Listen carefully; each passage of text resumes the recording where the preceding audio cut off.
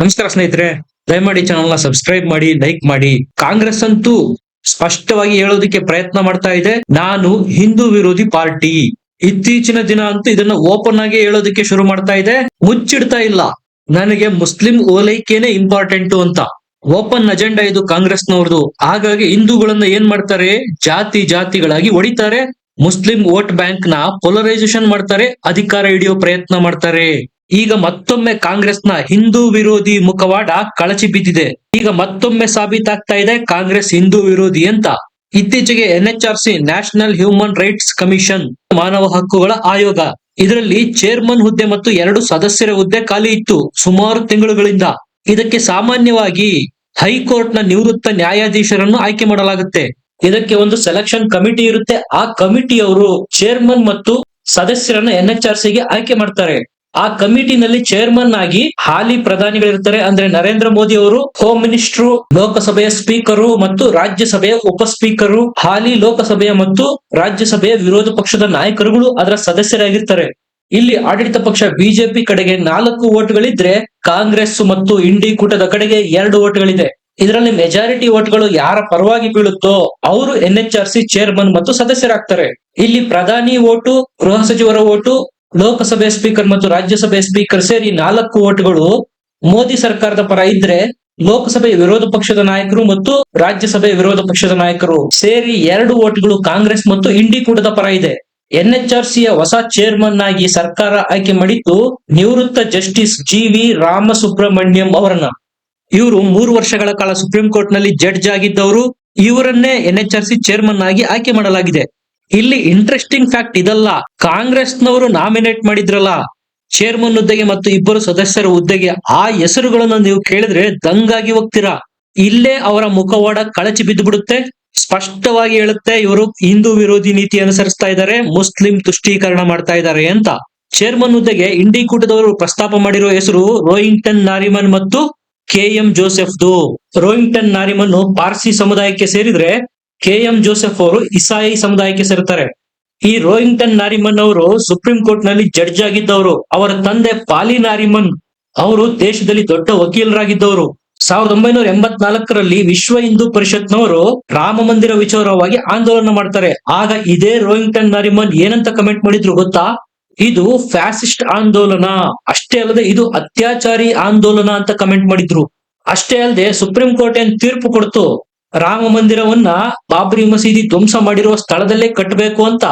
ಆ ತೀರ್ಪು ಕಾನೂನು ಬದ್ಧವಲ್ಲ ಅಂತೆ. ಇದು ಹೇಳಿದ್ಯಾರು? ಯಾವ ಕಾಂಗ್ರೆಸ್ಸಿಗರು NHRC ಚೇರ್ಮನ್ ಮಾಡೋದಕ್ಕೆ ಹೊರಟಿದ್ರು ಆ ಮಹಾನುಭಾವ ರೋಹಿಂಗ್ಟನ್ ನಾರಿಮನ್ ಹೇಳಿದ್ದು.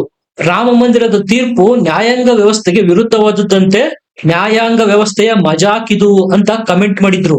ಇಂತಹ ವ್ಯಕ್ತಿನ ಕಾಂಗ್ರೆಸ್ನವರು ಮಾನವ ಹಕ್ಕು ಆಯೋಗಕ್ಕೆ ಚೇರ್ಮನ್ ಮಾಡೋದಕ್ಕೆ ಹೊರಟಿದ್ರು ನೋಡಿ. ಅಂದ್ರೆ ಅವ್ರು ಕೊಡ್ತಾ ಇರೋ ಮುನ್ಸೂಚನೆ ಸ್ಪಷ್ಟ, ನಾವು ಹಿಂದೂ ವಿರೋಧಿ ನೀತಿ ಅನುಸರಿಸ್ತಾ ಇರೋದು. ಯಾರು ಹಿಂದೂಗಳನ್ನು ವಿರೋಧ ಮಾಡ್ತಾರೋ, ಹಿಂದುತ್ವವನ್ನು ವಿರೋಧ ಮಾಡ್ತಾರೋ ಅಂತವರ ಪರವಾಗಿ ನಾವು ಬ್ಯಾಟ್ ಬೀಸೋದು ಅಂತ ಮತ್ತೊಮ್ಮೆ ಸಾಬೀತುಪಡಿಸ್ತು ಕಾಂಗ್ರೆಸ್ ಪಕ್ಷ.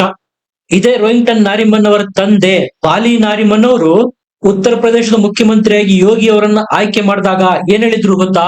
ನನಗೆ ಈಗ ಉತ್ತರ ಪ್ರದೇಶದ ಬಗ್ಗೆ ಚಿಂತೆ ಆಗ್ತಾ ಇದೆ, ಒಬ್ಬ ಸನ್ಯಾಸಿಯನ್ನ ಮುಖ್ಯಮಂತ್ರಿ ಮಾಡೋದಾ ಅಂತ ಚಿಂತೆ ವ್ಯಕ್ತಪಡಿಸಿದ್ರು. ಪ್ರಜಾಪ್ರಭುತ್ವಕ್ಕೆ ಆತಂಕ ತರೋ ವಿಚಾರ ಅಂತೆ ಯೋಗಿಜಿಯವರು ಮುಖ್ಯಮಂತ್ರಿ ಆಗಿದ್ದು. ಇವರ ಇಬ್ಬಂಗಿ ನೀತಿ ಹೆಂಗಿದೆಯಪ್ಪ ಅಂದ್ರೆ, ಇದೇ ಪಾಲಿ ನಾರಿಮನ್ ಅವರು ತಮ್ಮ ಮಗ ರೋಹಿಂಗ್ಟನ್ ನಾರಿಮನ್ ಅವರನ್ನ ಚರ್ಚ್ಗೆ ಪಾದ್ರಿ ಮಾಡಿದ್ದವರು. ನಂತರದ ದಿನಗಳಲ್ಲಿ ತಮ್ಮ ಮಗನನ್ನ ಸುಪ್ರೀಂ ಕೋರ್ಟ್ಗೆ ಜಡ್ಜ್ ಅನ್ನಾಗಿ ಮಾಡಲಾಯಿತು. ಆಗ ಲೋಕತಂತ್ರಕ್ಕೆ ಯಾವುದೇ ಆತಂಕ ಇರಲಿಲ್ಲ. ಒಬ್ಬ ಸನ್ಯಾಸಿ ಒಂದು ದೊಡ್ಡ ರಾಜ್ಯದ ಮುಖ್ಯಮಂತ್ರಿ ಆದಾಗ ಲೋಕತಂತ್ರಕ್ಕೆ ಆತಂಕ ಬಂದ್ಬಿಡುತ್ತೆ ನೋಡಿ. ಅದು ಹಿಂದೂ ಸನ್ಯಾಸಿ ಅಧಿಕಾರದ ಚುಕ್ಕಾಣಿ ಹಿಡಿಯೋದ? ಅಧಿಕಾರ ಅನ್ನೋದು ಕೇವಲ ಕಾಂಗ್ರೆಸ್ ನಾಯಕ ರಾಹುಲ್ ಗಾಂಧಿ ಅವರ ಆಜನ್ಮಸಿದ್ಧ ಹಕ್ಕು. ಕಾಂಗ್ರೆಸ್ ಮತ್ತು ಇಂಡಿ ಕೂಟದವರು ಮಾಡೋ ಎಲ್ಲ ಕೆಲಸಗಳು ಸಂವೈಧಾನಿಕವಾಗಿರುತ್ತೆ, ಪ್ರಜಾತಂತ್ರಕ್ಕೆ ಬದ್ಧವಾಗಿರುತ್ತೆ. ಅದೇ ಬಿಜೆಪಿಯವರು ಮತ್ತು ಹಿಂದೂ ನಾಯಕರು ಏನೇ ಕೆಲಸ ಕಾರ್ಯ ಮಾಡಿದ್ರು ಅದು ಪ್ರಜಾತಂತ್ರಕ್ಕೆ ವಿರುದ್ಧವಾಗಿರುತ್ತೆ, ಅಸಂವೈಧಾನಿಕವಾಗಿರುತ್ತೆ. ಇನ್ನು KM ಜೋಸೆಫ್ ಅವರು, ಇವರು ಉತ್ತರಾಖಂಡದಿಂದ ಬರ್ತಾರೆ. ಆಗ ಏನು ಉತ್ತರಾಖಂಡದಲ್ಲಿ ರಾಜಕೀಯ ಸ್ಥಿತ್ಯಂತರ ಆಗಿತ್ತೋ ಆ ಸಂದರ್ಭದಲ್ಲಿ ಮೋದಿ ವಿರುದ್ಧ ಪದೇ ಪದೇ ಕಂಟಿನ್ಯೂಸ್ ಆಗಿ ವಾಗ್ದಾಳಿ ಮಾಡ್ತಾ ಇದ್ದಂತಹ ಮನುಷ್ಯ ಈತ. ಅಂದ್ರೆ ಸ್ಪಷ್ಟ, ಯಾರು ರಾಮ ಮಂದಿರ ವಿರೋಧ ಮಾಡ್ತಾರೋ, ಹಿಂದೂ ವಿರೋಧ ಮಾಡ್ತಾರೋ, ಯಾರು ಮೋದಿ ವಿರೋಧ ಮಾಡ್ತಾರೋ ಅವರ ಪರವಾಗಿ ಕಾಂಗ್ರೆಸ್ ನಿಲ್ಲುತ್ತೆ ಅನ್ನೋದಿಕ್ಕೆ NHRC ಚೇರ್ಮನ್ ಸಂಬಂಧ ಕೈ ಸೂಚಿಸಿರುವ ಹೆಸರುಗಳೇ ಹುಕ್ತ ಸಬೂತು ಕೊಡ್ತವೆ. ಇದಿಷ್ಟು ಚೇರ್ಮನ್ ಗೆ ಸಂಬಂಧಪಟ್ಟಂತಹ ಕಾಂಗ್ರೆಸ್ ಪ್ರಸ್ತಾಪಿಸಿರೋ ಹೆಸರುಗಳು. ಇನ್ನು ಇಬ್ಬರು ಸದಸ್ಯರ ಆಯ್ಕೆಗೂ ಸಹ ಹೆಸರುಗಳನ್ನು ಸೂಚಿಸಿತ್ತು ಕಾಂಗ್ರೆಸ್. ಅದ್ಯಾವುದು ಗೊತ್ತಾ? ಒಂದು ಹೆಸರು ಜಸ್ಟಿಸ್ ಎಸ್ ಮುರಳೀಧರ್ ಮತ್ತು ಅಖಿಲ್ ಅಬ್ದುಲ್ಲಾ ಹಮೀದ್ ಖುರೇಶಿ. ಇವರಿಬ್ರು ಸಹ ಹೈಕೋರ್ಟ್ ನ ಜಡ್ಜ್ ಆಗಿದ್ದವರು. ಮೊದಲು ಈ ಜಸ್ಟಿಸ್ ಮುರಳೀಧರನ್ ಯಾರು ಅನ್ನೋದನ್ನ ನೋಡ್ಬಿಡೋಣ. ಇವರು ಡೆಲ್ಲಿ ಹೈಕೋರ್ಟ್ ಅಲ್ಲಿ ಜಡ್ಜ್ ಆಗಿರ್ತಾರೆ. ಆ ಸಂದರ್ಭದಲ್ಲಿ ರಾಜಧಾನಿನಲ್ಲಿ ಸಾಂಪ್ರದಾಯಿಕ ದಂಗೆಯಾಗಿರುತ್ತೆ. ಆ ದಂಗೆನಲ್ಲಿ ಯಾರ್ಯಾರು ಪಾಲ್ಗೊಂಡಿದ್ರೋ ಅವರ ವಿರುದ್ಧ ಪೊಲೀಸರು ಕ್ರಮ ಕೈಗೊಂಡಿರ್ತಾರೆ. ಇದ್ದಕ್ಕಿದ್ದಂತೆ ಡೆಲ್ಲಿ ಹೈಕೋರ್ಟ್ ನಲ್ಲಿ ಒಂದು ಪಿಟಿಷನ್ ಬರುತ್ತೆ. ಆಗ ಅರ್ಧರಾತ್ರಿನಲ್ಲೇ ಹೈಕೋರ್ಟ್ ನ ಬಾಗಿಲು ತೆಗೆಸ್ತಾರೆ ಈ ಮುರಳೀಧರನ್ನು. ಬ್ಯಾಕ್ ಟು ಬ್ಯಾಕ್ 3 ಸಿಟ್ಟಿಂಗ್ ಗಳನ್ನ ಮಾಡಲಾಗುತ್ತೆ. ಪೊಲೀಸರಿಗೆ ನಿರ್ದೇಶನ ಕೊಡ್ತಾರೆ ಈ ಜಡ್ಜ್ ಮುರಳೀಧರನ್ನು, ಯಾರೆಲ್ಲ ದಂಗೆಯಲ್ಲಿ ಪಾಲ್ಗೊಂಡಿದ್ರು, ಪೊಲೀಸರು ಯಾರೆಲ್ಲ ದಂಗಾಕೋರರಿಗೆ ಅವರ ವಿರುದ್ಧ ಆಕ್ಷನ್ ಮಾಡಿದರೋ, ಗಾಯಗೊಂಡಿರ್ತಕ್ಕಂಥ ದಂಗಾಕೋರರಿಗೆ ಚಿಕಿತ್ಸೆ ಕೊಡಿ ಅಂತ ಈ ಜಡ್ಜ್ ಪೊಲೀಸರಿಗೆ ಆದೇಶ ಕೊಡ್ತಾರೆ. ನೋಡಿ ಹೆಂಗಿದೆ ಇದು. ಅದು ಜಡ್ಜ್ಮೆಂಟ್ ಅಲ್ಲಿ ಬರೆಯೋದಿಲ್ಲ, ಪುಕ್ಸಟ್ಟೆ ಉಪದೇಶ. ಜಡ್ಜ್ಮೆಂಟ್ ಅಲ್ಲಿ ಬರೆದ್ರೆ ಬಣ್ಣ ಬಯಲಾಗ್ಬಿಡುತ್ತಲ್ಲ. ಯಾವಾಗ ಈ ರೀತಿ ಪೊಲೀಸ್ ವ್ಯವಸ್ಥೆಗೆ ಉಪದೇಶ ಮಾಡೋದು, ಆರ್ಡರ್ ಮಾಡೋದಕ್ಕೆ ಶುರು ಮಾಡ್ತಾರೋ ಆಗ ಎಚ್ಚೆತ್ಕೊಳ್ಳುತ್ತೆ ಕೇಂದ್ರ ಸರ್ಕಾರ.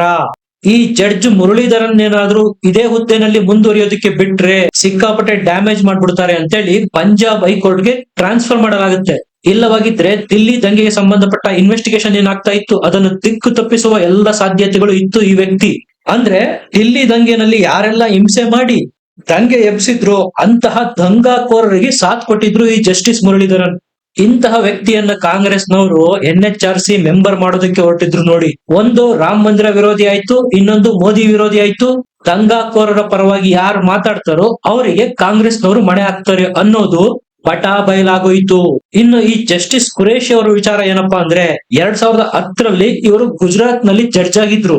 ಆ ಸಂದರ್ಭದಲ್ಲಿ ಆತಂಕವಾದಿ ಸೊಹರಾಬುದ್ದೀನ್ ಎನ್ಕೌಂಟರ್ ವಿಚಾರ ಹೈಕೋರ್ಟ್ ನಲ್ಲಿ ವಿಚಾರಣೆ ನಡೀತಾ ಇತ್ತು. ಅಮಿತ್ ಶಾ ಮಿನಿಸ್ಟರ್ ಆಗಿರ್ತಾರೆ ಎಲ್ಲಿ? ಮೋದಿ ಸಂಪುಟದಲ್ಲಿ ಗುಜರಾತ್ ನಲ್ಲಿ.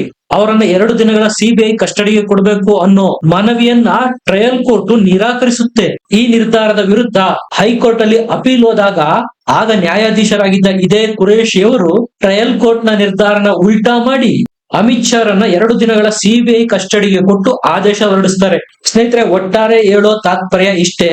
ಯಾವುದೇ ಕಮಿಷನ್ ಗಳಾಗಿರ್ಬೋದು, ಆಯಕಟ್ಟಿನ ಜಾಗಗಳು, ಹುದ್ದೆಗಳಾಗಿರ್ಬೋದು, ಅವುಗಳಿಗೆ ನೇಮಕ ಮಾಡುವುದರಿಂದ ಹಿಡಿದು ರಾಜ್ಯ ಮತ್ತು ಕೇಂದ್ರದಲ್ಲಿ ಅಧಿಕಾರ ಹಿಡಿಯುವವರೆಗೂ ಕಾಂಗ್ರೆಸ್ನವರ ಆಯ್ಕೆ ಯಾವಾಗ್ಲೂ ಹಿಂದೂ ವಿರೋಧಿ ವ್ಯಕ್ತಿಗಳಾಗಿರುತ್ತಾರೆ, ರಾಮ ಮಂದಿರ ವಿರೋಧಿ ವ್ಯಕ್ತಿಗಳೇ ಆಗಿರ್ತಾರೆ.